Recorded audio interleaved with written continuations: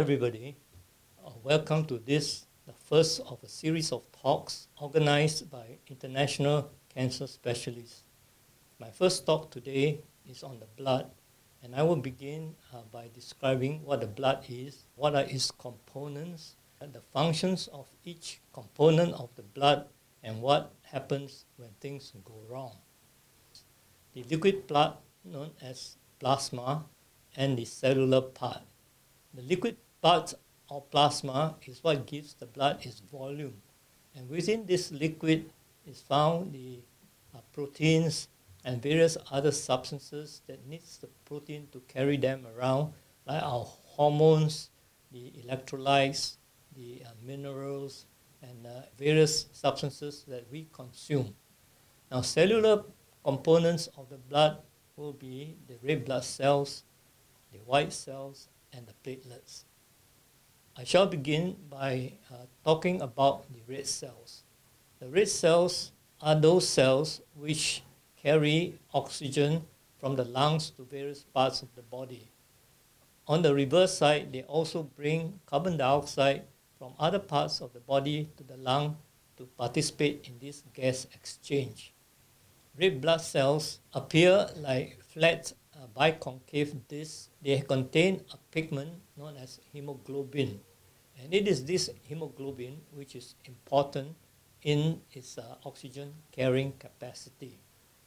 When there is a reduction in the number of red cells that can carry hemoglobin, or abnormality in the hemoglobin itself, the resulting problem is that the person becomes anemic. Then, if it is severe, show signs and symptoms of anemia.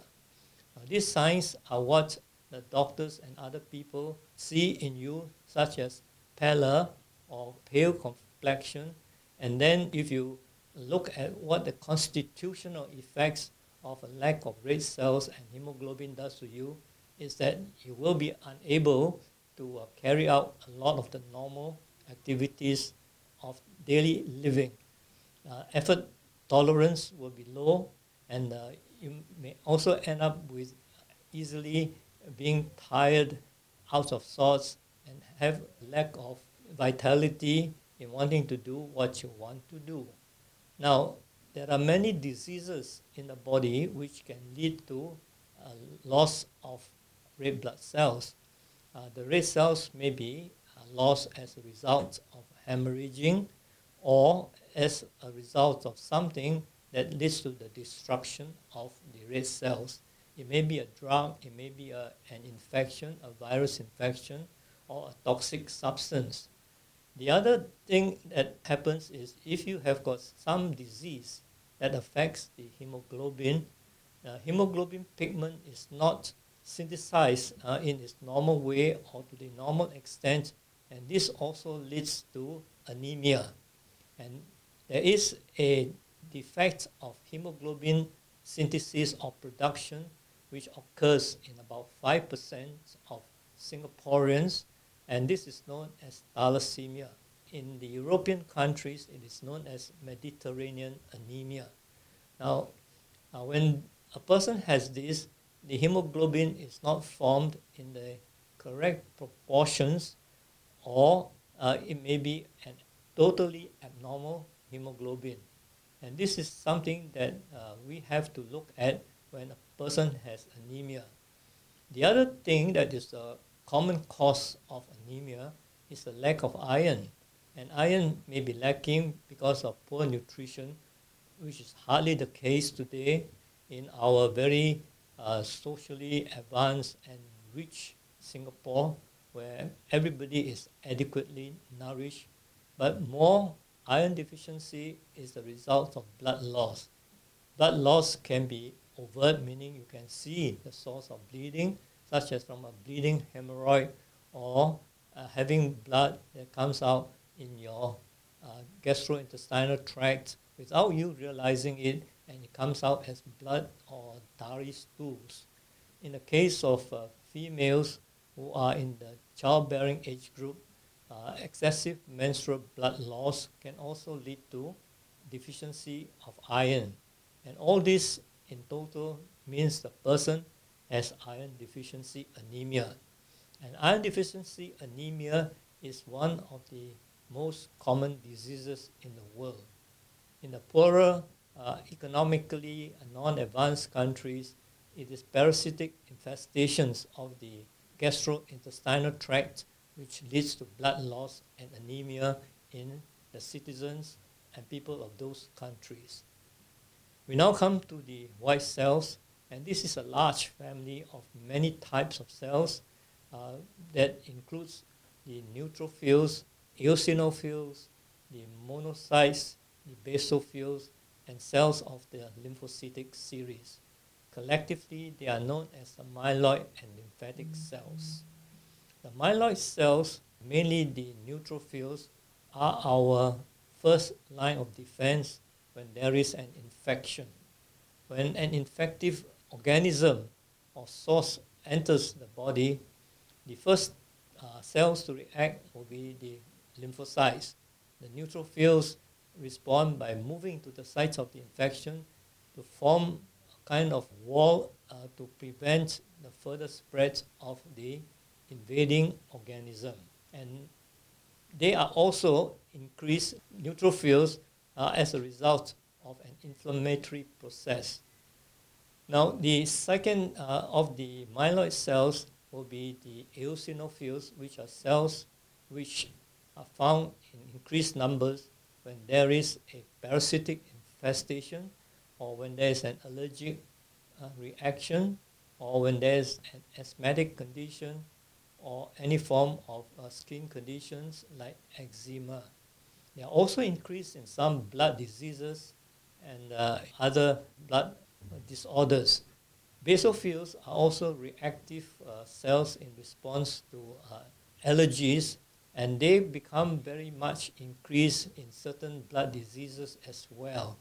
Now, the monocytes are found in certain infections like tuberculosis, infections of the heart valves, or associated with other blood conditions. Now, coming to the lymphocytic cells, there are two types, the B cells and the T cells. These two types of cells are also responders to infection, but they do so in a different way from the neutrophils. The B lymphocytes are responsible for producing antibodies, and today we are all acquainted with antibodies being induced by, say, for example, viruses or virus particles in the vaccines that are being invented or produced to tackle problems like the pandemic COVID-19 virus.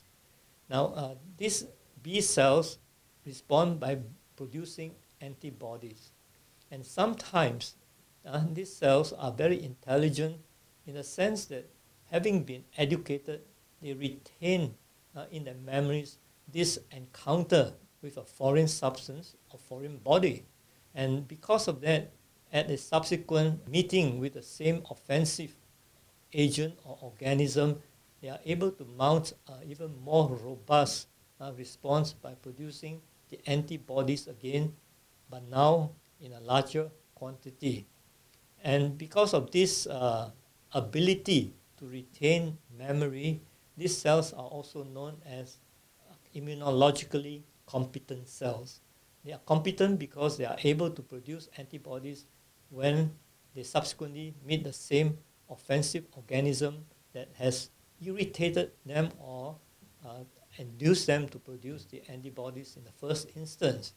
Now, T cells produce a response to infection in another way. They are reactive in, say, chronic infections or infections like tuberculosis, where they respond to the invading tubercle by forming what we call granulomatous lesions. Now, in recent years, the ability of these T cells to immunologically act against foreign substances as well as cancer cells has led to them being engineered in a new therapeutic process known as T cell targeted treatment of cancers. I come now to the platelets. The platelets, when you look for them under the microscope, as you examine the blood film, are the very small little dots that appear like no more than a dust particle on the film. But despite the small size, they are a great powerhouse of biological activity. They contain enzymes, they contain secretions and factors which, when released, can help in arresting hemorrhage by forming clots to prevent loss of blood when there is bleeding, and they also participate in tissue repair. Now, absence of platelets or a reduction in the numbers significantly can lead to bleeding manifestations. A person may present with bruises that occur spontaneously on various parts of his body, or in the case of females in the childbearing age group, appear as menorrhagia. The other thing that they can do is that they also act together with the blood clotting factors in prevention of clotting and arresting hemorrhage. Now, all in all, these blood cells act together in concert to maintain our well-being and health.